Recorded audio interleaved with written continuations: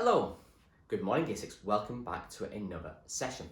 Now today we are going to be writing an alternate story, okay, the one that you planned yesterday. So your success criteria, I can write the sister story to when Jess came across the sea, so that is when Lou came across the sea. I can write in the style similar to Amy Hest, that is the author of When Jess Came Across the Sea, and I would like you to include perfect verb forms, active and passive voices, and hyphenated words into your writing. Now, usually we would start these lessons with a spag starter. We are not going to have one today, as I need to give you as much time as possible to be able to write this story. So therefore, no spag starter today. Okay, as soon as this video is finished, go straight into your writing. Don't wait for my phone calls.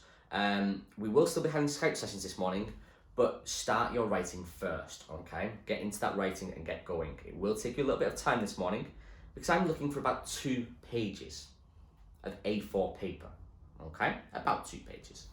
Now then, you're going to be using your plan to create a story about Lou, and these are the things that I'm going to be looking for. The powerful vocabulary, okay? That really, really descriptive language, not only describing the objects, so therefore adjectives, but I'm also looking for powerful verbs and powerful adverbs as well. I'm looking for time words. Meanwhile, first of all, eventually, it should be in chronological order. So time order, okay? I'm looking for a mix of active and passive voice. Now, most of your sentences will already be in active voice. So try and use at least one example of passive voice. And we'll change it into a little game. We'll call it, see if Mr. Drummond can spot the passive voice. So when I'm reading your text, I'll be specifically looking for and trying to find your one use of passive voice. If you can use more, great, okay, but I'll be trying to find at least one. I would like to use hyphenated words and the perfect verb form, so have or has if it's present, or had if it is in the past tense.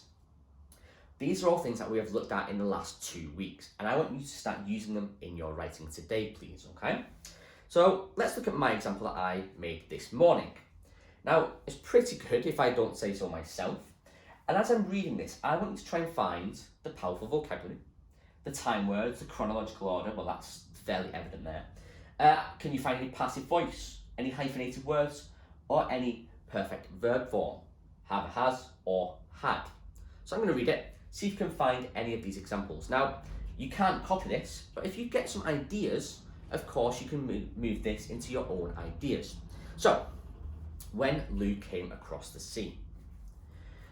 There was a gloomy shadow that overcast the small house at the base of the cliff.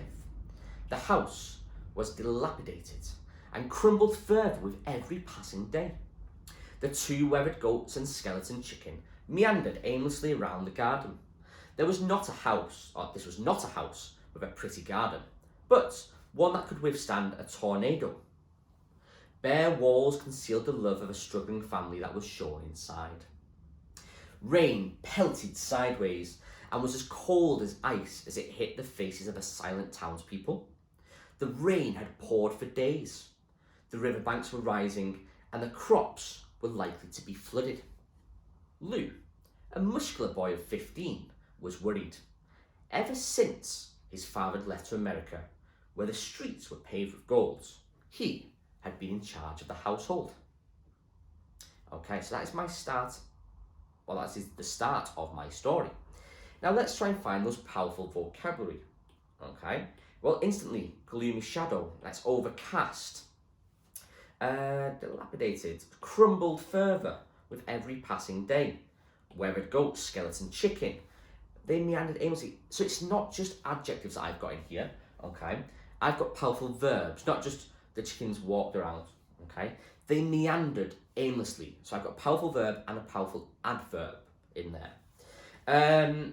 Again, struggling family is there.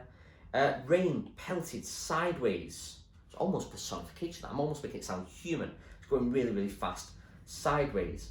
As cold as ice. Well, simile in there. Okay, I'm comparing that rain to ice. And there's many, many more examples of powerful vocab. Okay, time words. Well, with the time words here, let's have a little look through. I've got 4 days. You could argue ever since his father left to America. So this has been going on since his father's left. Much more in there? Ooh, maybe not.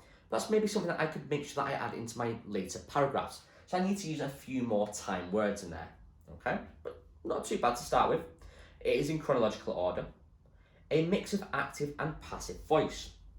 Well, most of it is in active voice. Can you find any examples of passive voice? Can you see any in there? I'll let you have a little look. Get back to me. If you find any passive voice, send me a message and tell me which part it is. Okay? Hyphenated words. Well, no, I've not really got any at the moment, but I know I need to put them in later paragraphs. Perfect verb form. There's a perfect verb form in there. Has or have. Okay? There is. The rain had poured down for days. There's one there. Okay? So, I've got some of these features in here. I've got most of them, but I know that I need to, in my later paragraphs, include some more of the different ones. And that's what you should be doing. Constantly go back to these things. Are you including them in your writing? If not, make sure you add them in, okay? Every time you write a paragraph, pause, go back and read it, check it for grammar, for spelling, for everything else. Make sure you're including these, and then move on to your next paragraph, okay? Now your paragraphs should be quite clear because they were all your planning. Basically, every part of your plan is a new paragraph. I'm looking for about 2 pages. Now, a page and a half would be okay. 2 pages would be best. A little bit more is also fine. It should be A4 paper, okay? So make sure you've got enough to write about. Really think through your story before you start writing. Double check your plan, make sure you know where you're going. So your task is to write the story of the title, When Luke Came Across the Sea. That is a title for your story. And you must include, again, I will highlight it, you must include powerful vocab, time words. It must be in chronological order, a mix of active and passive voice. Remember at least one example of passive voice. Some hyphenated words in there, perfect verb form. And of course, as always, with your writing, I am not only looking for what we are doing at the moment, but I'm also looking for those features that we use regularly. Fronted adverbials, subordinate clauses, good spelling, double checking your grammar. Is it making sense? Is it correct? Okay, so Year 6, your task for this morning is to write your story of when Luke came across the sea, including these things into your story, and then when you're finished, you will need to send it to me and I will mark it and get it back to you, okay? We're coming to the end of this unit, so show me how fantastic your writing can be. I look forward to speaking to you with our daily Skype sessions this morning. Otherwise, have a great writing session and I look forward to reading your work. Goodbye, Year 6.